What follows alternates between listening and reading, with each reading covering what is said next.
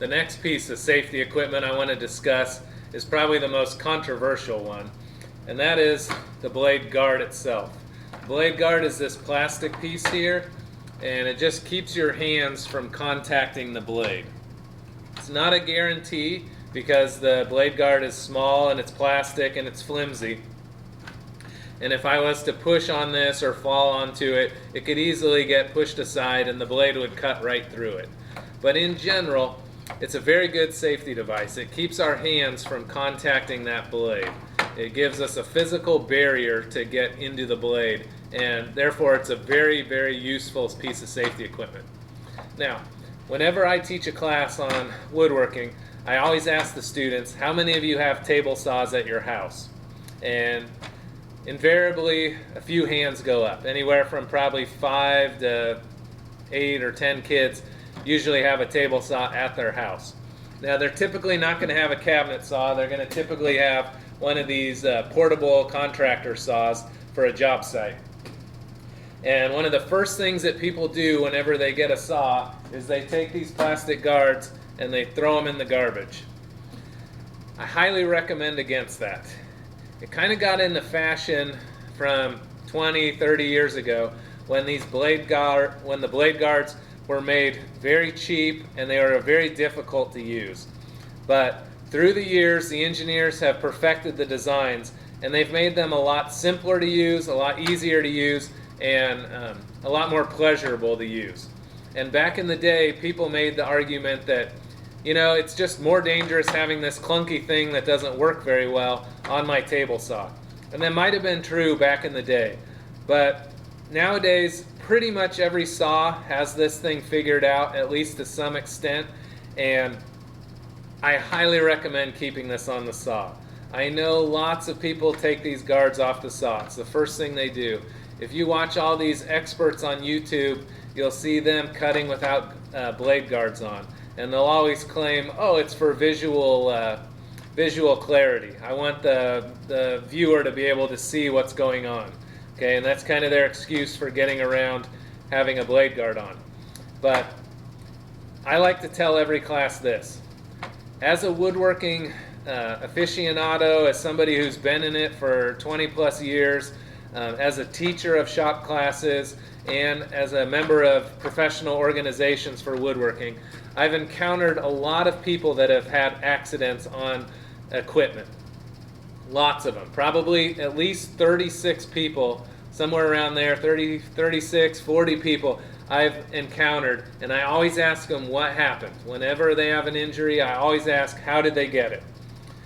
In all of those people I've talked to, I have never once met somebody whose fingers were cut that had the guard on. In every single one of those cases, they had taken the blade guard off. So I want that to sink in for a second. Because you may be using the saw and you might be thinking to yourself, I can't really see as well with this on there. It gets in the way. It's a pain to take on and off. I'll just leave it off this time. I want you to think about that. Out of all the people that I've met that have had an accident on the table saw, none, not a single one, was hurt while the blade guard was on. Every single one of them occurred with no blade guard on. So it's a very important piece of safety equipment, and I will be honest with you. When I first started learning, I had that naive opinion that the blade guard was just a nuisance and it was useless and it was just for beginners. Okay? I admit, I had that same belief. But over the years, seeing accidents, seeing people that have had accidents, and getting more skilled at the table saw, I have come to value the blade guard. And if you go look at my home shop, you'll see I have a blade guard on my table saw. And I am very reluctant to cut without the guard on. That being said, there are operations on the table saw that you will not be able to have the blade guard on. That does occur. If the board is too small, sometimes you can't cut it if the blade guard's there. Sometimes when you cut at angles, the guards don't work for angle cuts sometimes, depending on what style you have. They won't work for dado cuts. So there's operations on the saw that you won't be able to use the guard. But If you can use the guard, use the guard. There's no excuse not to have this thing on the saw. Every person needs to be skilled in how to take this thing on and off their saw very quickly. Take the 10 minutes to learn how to do it. It only takes seconds once you get good with it. This saw here has this metal protector so you can't put your hand in. It flings up, the blade guard comes up. I put these little anti-kickback pawls up. I pull the throat plate out. I pull a lever, and off it comes. Okay? Riving knife goes in. Process is reversed. And I'm ready to cut. Okay? It reverses just as quick the other way too. Once you get proficient in how your saw works, you should be able to do these operations very quickly and very effortlessly. And I encourage you, take the time to do it. It's so important because the blade guard will help ensure that you don't get cut. When I talk about multiple levels of protection, this is one of those levels. Use it and use it often. Now, I can hear the complaints already from all the viewers out in YouTube land. You're going to say, oh yeah, but you got the newest high-tech saw stop table saw. It's an expensive saw, it's got a really nice guard, it's super easy to use, it's convenient, and you'd be right, it is. It's very nice to use and it's designed for quick and easy installation and removal. However, I'm over here at this rigid table saw, and it's a portable contractor saw that you could take to the job site, and it has a guard too. It's not as nice, it's not as easy to use, I grant you that, but it's still a pretty functional guard. It's way better than the Craftsman one I had on the table saw when I was a kid. Okay? It still works well. You can pull these up out of the way to get quick adjustments and get a quick view on the blade if you need to adjust anything. But get used to pulling this blade guard on and off quickly. I just pull a latch, the blade guard pops off. If I need to pull the anti-kickback pawls off, I can do that too.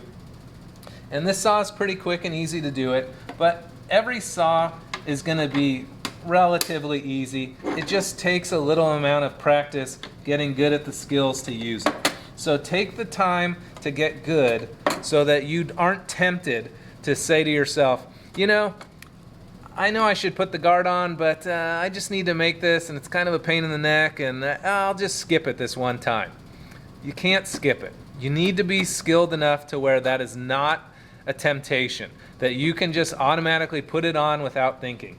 It's so important to be skilled at this because that one time that you take the chance, that one time that you're in a rush, that could be the time that you leave your fingers on the table when you walk away.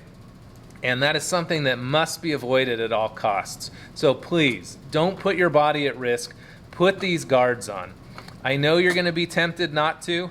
I know you're going to see the professionals on YouTube cutting without the guards, but accidents happen. They don't call them accidents because people did it on purpose. No one sits at the saw and says, I saved 18 hours of labor over my whole life by skipping safety, and I know I just cut my fingers off, but I think it was worth it for that 18 or 30 hours or 50 hours of labor I saved over my life. Whatever argument you want to put in there, it's not going to be worth cutting your fingers off. So keep the guard on, learn how to use it properly, and be a true professional. Operate the tool safely, and so that every time you go to the tool, you know you're going to walk away safe.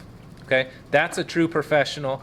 That's the kind of person a business wants to hire. No one wants to hire someone that's a safety risk. They all want to hire someone that's a professional that can get the job done quickly and safely.